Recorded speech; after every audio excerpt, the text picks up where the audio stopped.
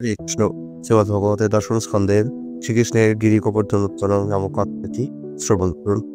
সুখদেব গোস্বামী বললেন, হে মহারাজ পরীক্ষিত, ইন্দ্র যখন জানতে পারলেন যে তার যজ্ঞ বিনষ্ট হয়েছে, তখন তিনি কৃষ্ণকে তাদের ভগবানকে গ্রহণকারী নন্দ মহারাজ ও অন্যান্য গোপগণের ওপর প্রচণ্ড ক্রুদ্ধ হলেন। ক্রুদ্ধ ইন্দ্র সাংবর্তক নামক বিশ্ব ধ্বংসকারী মেঘরাশিকে প্রেরণ করলেন। নিজেকে পরম নিয়ন্তা মনে করে তিনি এভাবে বলতে লাগলেন। ইন্দ্র বললেন, দেখো, এই গোপগণ বনে বাস করে কিভাবে তাদের ঐশ্বর্যে তারা অত্যন্ত প্রমত্ত হয়ে উঠেছে। তারা একটি সাধারণ মানুষ কৃষ্ণের শরণাগত হয়েছে এবং এভাবেই তারা দেবতাদের প্রতি অপরাধ করেছে। তাদের কৃষ্ণের আশ্রয় গ্রহণ ঠিক যেমন মূর্খ মানুষের প্রচেষ্টার মতো, যারা আত্মা সম্বন্ধীয় দিব্য জ্ঞান পরিত্যাগ করে এবং তার পরিবর্তে নৌকা সদৃশ সকাম ধর্মীয় আচারপূর্ণ যজ্ঞের মাধ্যমে ভবসমুদ্র পার হওয়ার চেষ্টা করে। যে নিজেকে অত্যন্ত জ্ঞানী মনে করে, কিন্তু যে কেবলমাত্র একটি মূর্খ, উদ্ধত ও বাচাল শিশু, সেই সাধারণ মানুষ কৃষ্ণের আশ্রয় গ্রহণ করে এই গোপগণ আমার প্রতি প্রতিকূলভাবে আচরণ করেছে। তখন ধ্বংসকারী মেঘরাশিকে রাজা ইন্দ্র বললেন, এই মানুষদের ঐশ্বর্য গর্বের দ্বারা তাদের মত্ত করে তুলেছে এবং তাদের এই অধ্যত্ত কৃষ্ণের দ্বারা সমর্থিতও হয়েছে। এখন যাও, তাদের অহংকার দূর করো, তাদের পশুগুলিকে ধ্বংস করো। নন্দ মহারাজের গোষ্ঠ ধ্বংস করবার জন্য আমিও আমার ঐরাবত হস্তিতে আরোহণ করে মহাবীরশালী বরুদগণের সঙ্গে তোমাদের অনুগমন করব। সুখদেব গোস্বামী বললেন, ইন্দ্রের আদেশে জগৎ ধ্বংসকারী মেঘরাশি অসময়ে তাদের বন্ধন থেকে মুক্ত হয়ে নন্দ মহারাজের গোষ্ঠে গমন করল। সেখানে তারা শক্তিশালী প্রচণ্ড বাড়িবর্ষণ দ্বারা অধিবাসীদের ওপর উৎপীড়ন করতে শুরু করলো। বিদ্যুৎ দ্বারা আলোকিত ও বজ্রের দ্বারা গর্জনশীল মেঘরাশি ভয়ঙ্কর মরুৎকণে তারা সম্মুখে চালিত হয়ে সজোরে শিলাবৃষ্টি নিক্ষেপ করতে লাগলো। বৃহদায়তন স্তম্ভের ন্যায় স্থূলরূপে মেঘরাশি বাড়ি দ্বারা বর্ষণ করতে লাগলে পৃথিবী পবন ও জলমগ্ন হলো এবং নিম্নস্থান থেকে ঊর্ধ্বস্থানকে আর পৃথক করা গেল না। অত্যধিক বর্ষণ ও বায়ুর দ্বারা কম্পিত হয়ে গাভী ও অন্যান্য পশুগণ এবং শীতের দ্বারা পীড়িত হয়ে গোপ ও গোপীগণ সকলে আশ্রয়ের জন্য শ্রী গোবিন্দের নিকট গমন করলেন। অত্যধিক পরিবর্ষণের দ্বারা পীড়িত ও কম্পিত হয়ে এবং তাদের নিজের দেহ দ্বারা তাদের মস্তক ও বর্ষদের আচ্ছাদিত করে গাভীগণ পরমেশ্বর ভগবানের পাদপদ্মে উপনীত হল। গোপ ও গোপীগণ ভগবানকে উদ্দেশ্য করে বললেন, কৃষ্ণ কৃষ্ণ, হে মহাসৌভাগ্যশালী, অনুগ্রহ করে ইন্দ্রের ক্রোধ থেকে গাভীদের রক্ষা করুন।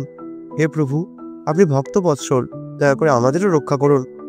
তার বকুলের অধিবাসীবৃন্দকে শিলাবৃষ্টি ও প্রবল বায়ুর প্রচণ্ড আক্রমণে বাস্তবিকই অচেতন দর্শন করে পরমেশ্বর ভগবান শ্রীহরি হৃদয়ঙ্গম করলেন যে এটি ক্রুদ্ধ ইন্দ্রের কাজ।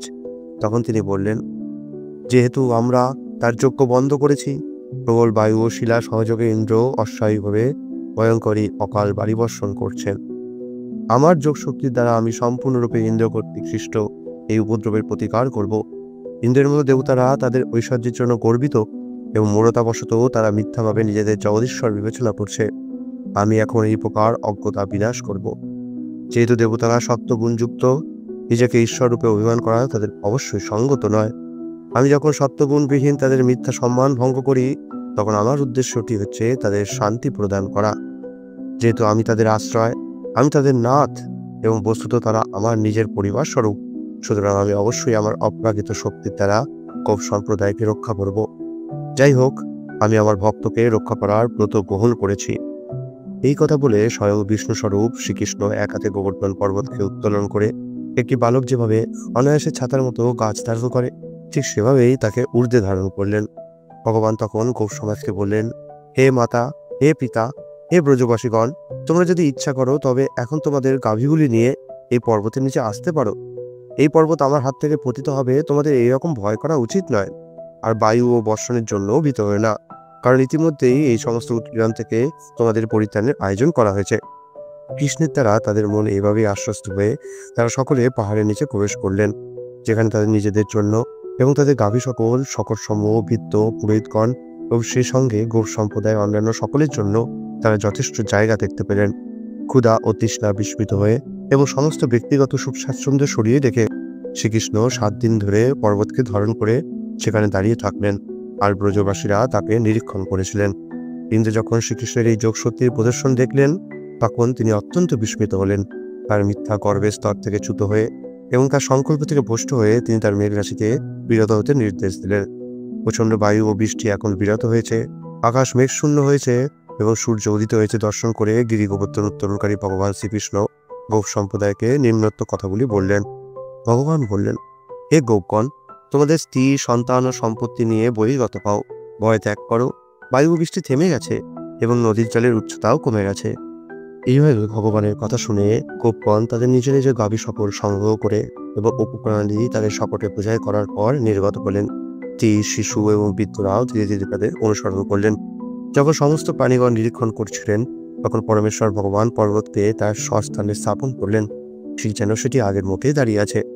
সমগ্র বৃন্দাবনবাসীরা প্রেমে ভাবাবিষ্ট হয়ে আবির্ভূত হলেন এবং তার সঙ্গে তাদের ব্যক্তিগত সম্পর্ক অনুযায়ী কেউ তাকে আলিঙ্গন করলেন।